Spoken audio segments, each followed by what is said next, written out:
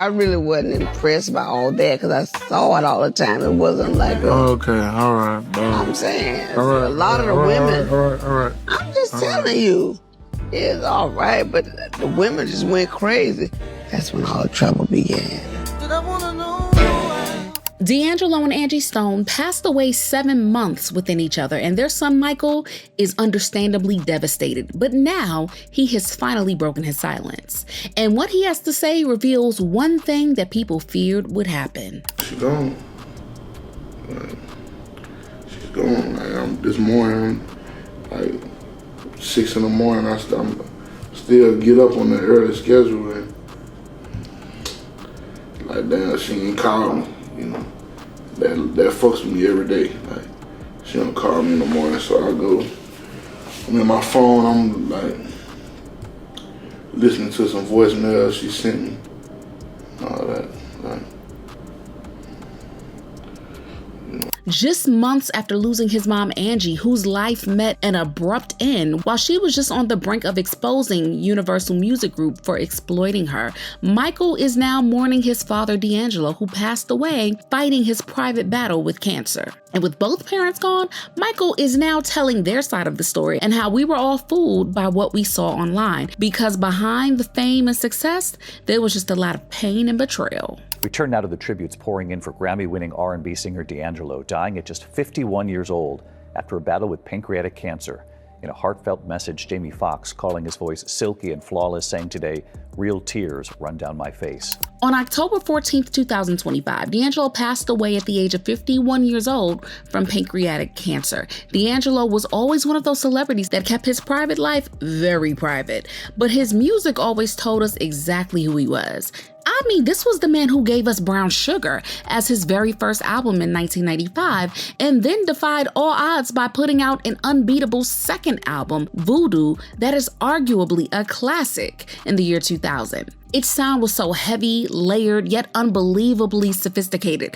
I mean, just within 3 minutes of listening to the album, it feels like an air in the room starts to change. That album alone earned him 3 Grammy Awards. Even though D'Angelo never really wanted to be a sex symbol, his visual for the song Untitled, How Does It Feel, was something else. And we just gonna leave it right there, okay? Although D'Angelo took a long break after that, he came back like he never left, with his third album, Black Messiah, scoring him his 4th Grammy and solidifying him as one of the legends in the R&B and neo-soul space. And this is something he shared with Angie Stone, who was a major contributor to his music, but behind all their success, their relationship was a major roller coaster that kept being talked about until Angie passed away in March of 2025. Now their son Michael has been left behind to pick up all of the pieces of having both of his parents taken away from him just a few months apart, and he has been talking about what his parents' relationship looked like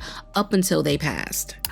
Over time, I can tell you honestly that I have been disappointed. I have been let down. I have watched the world basically spin on its axle and turn its back on me because of D'Angelo, because their love and desire was so great for him that they were able to spit on me pretty much. While they were together, Angie and D'Angelo were like a neo-soul power couple, and they even wrote the song Send It On in honor of the child they have together. But as soon as D'Angelo's fame started to grow, especially after releasing his second album, Michael mentioned how the cracks in his parents' relationship really started to show. These two people who always used to be on board with the same type of music that they wanted to put out started having major disagreements, to the point that they could no longer collaborate on new projects together. And Angie Stone was nowhere to be found on D'Angelo's third album. By way of making me look crazy in a relationship that was innocent and pure and real. As a matter of fact, it was so real and pure.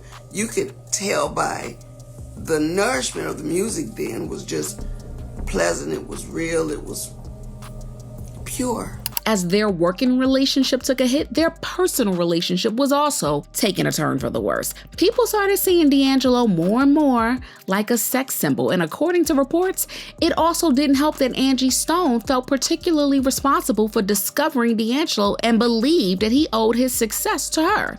D'Angelo, on his own was struggling with the effects of fame and fell into a long period of alcoholism and substance use following the release of his second album. And allegedly, this was a result of the industry heads trying to force D'Angelo into stuff he wasn't comfortable with.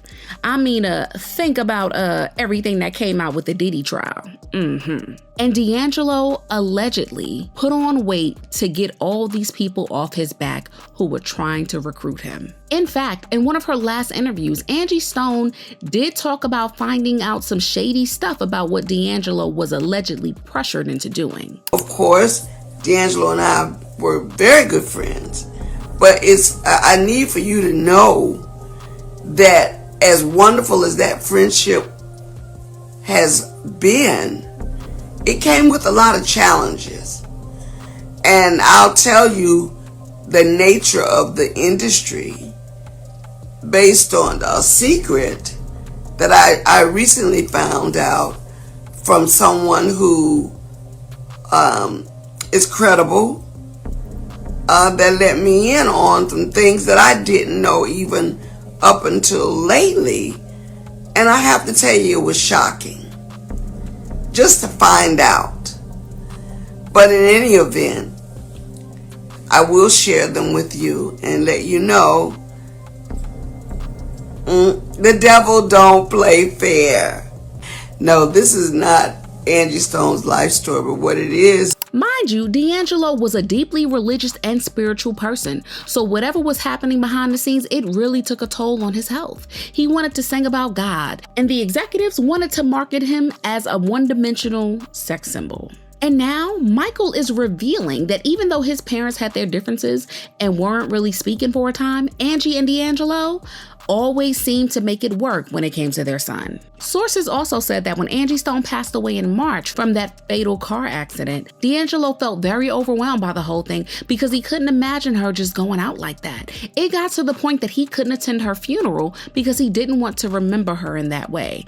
And as for Michael, it was also a very difficult thing to live with because not only had he lost his mom the way that he did, but she passed away the day after his birthday. And now to lose his father just a few months later, it's hard to imagine what he's going through. But even though people are worried about him, Michael has mentioned that he's going to keep on going because that's exactly what his parents would have wanted. He also said, "I am grateful for your thoughts and prayers during these very difficult times, as it has been a very rough and sad year for me.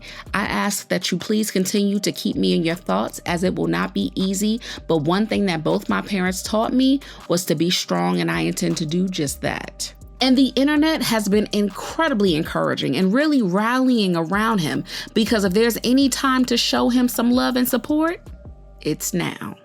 No parent wants to see their children go, but it's painful for children to see their parents go too. So sending prayers for his son, who also lost his mom this year, for strength. Thinking about D'Angelo and Angie Stone's son at this moment, losing both your parents within 6 months is gut-wrenching. Losing both your parents in the same year is just devastating. Wow, my heart is crushed for D'Angelo and Angie Stone's son. Are any of you familiar with songs by D'Angelo? And I'm curious about what your favorite Angie Stone track is too. Sound off in the comments and let me know, and make sure you like and subscribe.